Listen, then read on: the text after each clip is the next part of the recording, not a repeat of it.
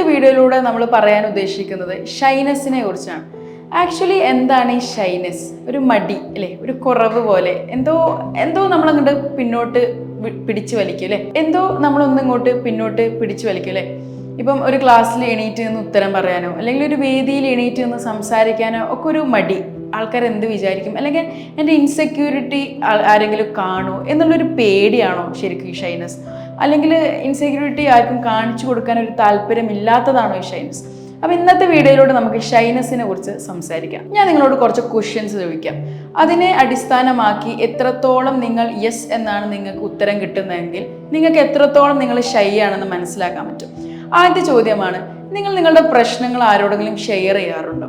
അങ്ങനെ നിങ്ങൾ ഷെയർ ചെയ്യാറുണ്ടെങ്കിൽ നിങ്ങൾക്ക് അത്ര ഷൈനസ് ഇല്ല എന്നാണ് അർത്ഥം. തീരെ ഷെയർ ചെയ്യാനില്ലെങ്കിൽ അത് നമുക്ക് ഷൈ ആണെന്ന് തന്നെ പറയാം. കാരണം അയ്യോ, എൻ്റെ കുറവുകൾ അല്ലെങ്കിൽ എൻ്റെ പ്രശ്നങ്ങൾ ഒരാളോട് ഞാൻ ഷെയർ ചെയ്താൽ അയാൾ ഇനി എന്നെക്കുറിച്ച് അങ്ങനെ വിചാരിക്കുമോ എന്നൊരു മടി തോന്നാറില്ലേ? അല്ലെങ്കിൽ ഇനിയിപ്പോൾ ഞാനതൊക്കെ പറഞ്ഞിട്ടാകെ പ്രശ്നമായിട്ട് അതൊന്നും വേണ്ട, അതൊക്കെ ഒരു മടിയുടെ ഭാഗമല്ലേ. അങ്ങനെ നിങ്ങൾ ചെയ്യാറുണ്ടെങ്കിൽ കുഴപ്പമില്ല, നിങ്ങൾ അത്രയ്ക്കൊരു ഷൈ പേഴ്സൺ ഒന്നുമല്ല. പക്ഷെ നിങ്ങൾ തീരെ ചെയ്യാത്ത, ഒരാളോടും കാര്യങ്ങൾ തുറന്നു പറയാത്ത ഒരാളാണെങ്കിൽ അത് മേ ബി നിങ്ങളുടെ ഉള്ളിലുള്ള ഒരു എന്താ പറയുക, ഒരു ഇൻസെക്യൂരിറ്റി ഇടാനുള്ളൊരു പേടിയായിരിക്കാം. പിന്നത്തെ ഒരു ചോദ്യം, ഇപ്പം വലിയ പദവിയിലിരിക്കുന്ന, അല്ലെങ്കിൽ വേണ്ട, സിമ്പിളായിട്ടൊരു എക്സാമ്പിൾ പറയാം. നമ്മൾ ക്ലാസ്സിൽ നമ്മളൊരു സ്റ്റുഡൻ്റ് ആയിട്ട് നമ്മൾ ടീച്ചർ അറിയുമ്പോൾ നമ്മൾ കുറച്ചും കൂടി ഒരു ബഹുമാനം കൊടുക്കുന്ന ഒരു പദവിയിലിരിക്കുന്ന ഒരാളാണ് അല്ലേ.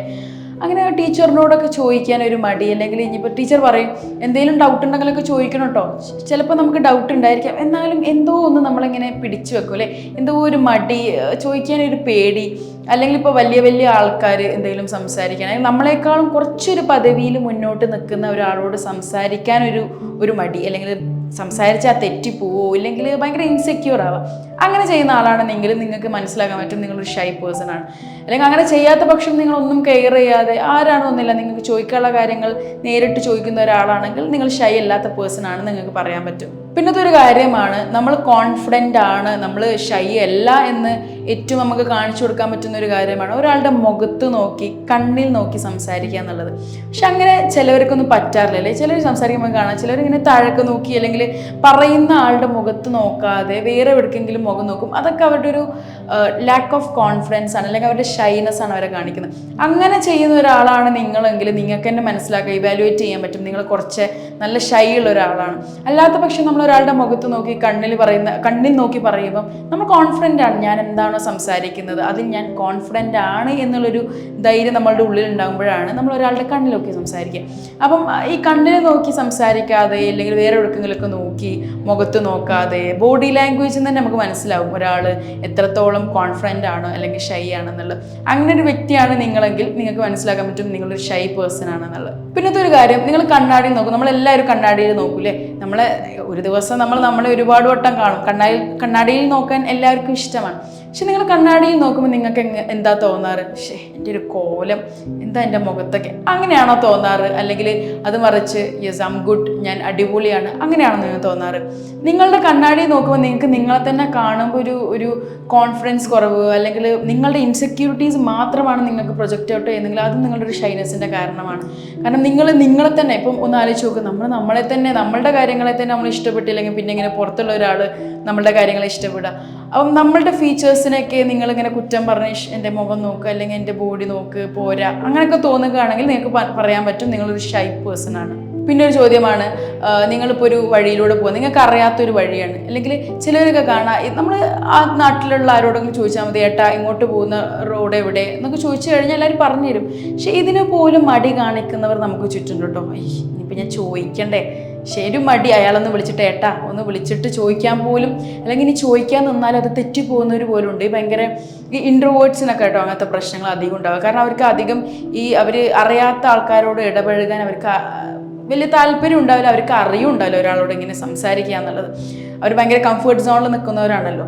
അപ്പം ഈ അറിയാത്തൊരു വഴിപോക്കനോട് ചോദിക്കുക, അല്ലെങ്കിൽ ഹോട്ടലിൽ ഒരു വെയിറ്ററിനെ വിളിച്ചിട്ട് ഓർഡർ കൊടുക്കാനൊക്കെ ഒരു മടി തോന്നുന്നുണ്ടെങ്കിൽ അതിനൊക്കെ ഒരു ഷൈനസ് ആയിട്ടാണ് നമ്മൾ കൂട്ടുക. ഒരു മടി, അല്ലെങ്കിൽ ചോദിച്ചാൽ ഒരു ഇതാകുമോ എന്നൊക്കെയുള്ളൊരു തോന്നലുണ്ടാവുമല്ലോ, അതിനെ നമുക്ക് ഷൈനസ് ആയിട്ട് കൂട്ടാൻ കഴിയും കേട്ടോ. പിന്നെ ഒരു കാര്യം, അത് പറഞ്ഞ പോലെ തന്നെ എവിടെയെങ്കിലും നിങ്ങൾ ഒറ്റക്ക് പോകാറുണ്ടോ?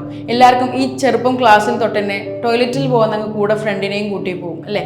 അതിങ്ങനെ കൂടെ ഇങ്ങനെ തുടർന്ന് വേറെ എവിടെയും നിങ്ങൾ ഒറ്റക്ക് പോകാത്ത ഒരു അവസ്ഥ ഉണ്ടാവും. നിങ്ങൾക്ക് എപ്പോഴും ഒരാൾ വേണം.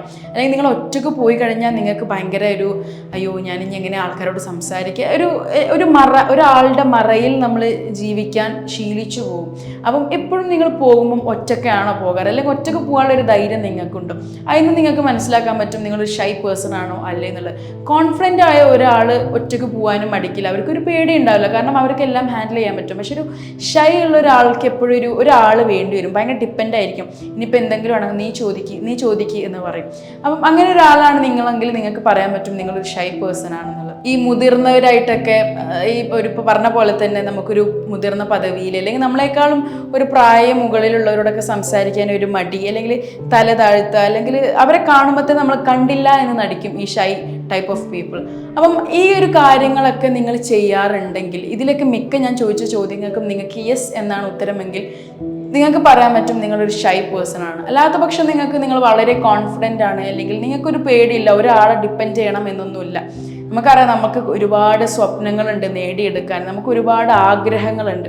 പക്ഷെ അതിനൊക്കെ ഈ ഷൈനസ് ഒരിക്കലും ഒരു തടസ്സമാവരുത്. ഓരോരുത്തർക്കും ഓരോ ക്യാരക്ടറാണ്. നമുക്ക് അങ്ങനെ ഒരാൾ ഷൈ ആയതുകൊണ്ട് മാറ്റണം എന്നൊന്നും പറയാൻ പറ്റില്ല. പക്ഷെ എന്നിരുന്നാലും ഒരു പരിധി വരെ നമുക്കതിനൊരു ലിമിറ്റ് വെക്കണം. കാരണം നമ്മളുടെ ആഗ്രഹങ്ങൾ നേടാൻ, നമ്മളുടെ സ്വപ്നങ്ങളുടെ പുറകെ പോകാൻ നമുക്ക് ചിലപ്പോൾ ഈ ഷൈനസ് കൊണ്ട് നമ്മൾ തടയരുത് അല്ലേ? നമ്മളുടെ ഇപ്പം എനിക്ക് സംസാരിക്കാൻ ഇഷ്ടമുള്ള ഒരു സ്റ്റേജിൽ ആൾക്കാരുടെ മുമ്പിൽ, ഒരു 100 ആൾക്കാരുടെ മുമ്പിൽ എനിക്ക് സംസാരിക്കാനാണ് ഇഷ്ടമെങ്കിൽ ഞാൻ ഒരിക്കലും ഷൈനസ് വെച്ചുകൊണ്ട് നടന്നാൽ എനിക്ക് പറ്റില്ല. ആ ഷൈനസ് എന്ന് പറഞ്ഞൊരു സാധനം ഞാൻ അവിടെ നിന്ന് എടുത്തു മാറ്റണം. അങ്ങനെ എടുത്തു മാറ്റിയാൽ ഒരു 100 ആളുടെ മുമ്പിൽ നിന്ന് എനിക്ക് കോൺഫിഡൻ്റ് ആയിട്ട് സംസാരിക്കാൻ പറ്റണം. അപ്പോൾ ഈ ഷൈനസ്, നമ്മളുടെ ഒരു മടി, ഒരു കുറച്ചിലൊന്നും ഒരിക്കലും നമ്മളുടെ സ്വപ്നങ്ങളെ തടയുന്നതാവരുത്. അങ്ങനെ അതിനെ തടയുകയാണെങ്കിൽ നിങ്ങൾ എന്തായാലും ഈ ഷൈനസിനെ കുറച്ച് വരണം. വേണ്ടവിടത്ത് നിങ്ങളുടെ ഷൈനസും വെച്ച് വേണ്ടാത്തവിടത്ത് അതിനെ ഒഴിവാക്കുകയും ചെയ്യണം. അപ്പോൾ ഈ വീഡിയോ എല്ലാവർക്കും യൂസ്ഫുൾ ആയെന്ന് വിചാരിക്കുന്നു. നിങ്ങൾക്ക് നിങ്ങളെ തന്നെ ഇവാലുവേറ്റ് ചെയ്യാൻ പറ്റിയെന്ന് വിചാരിക്കുന്നു. Thank you.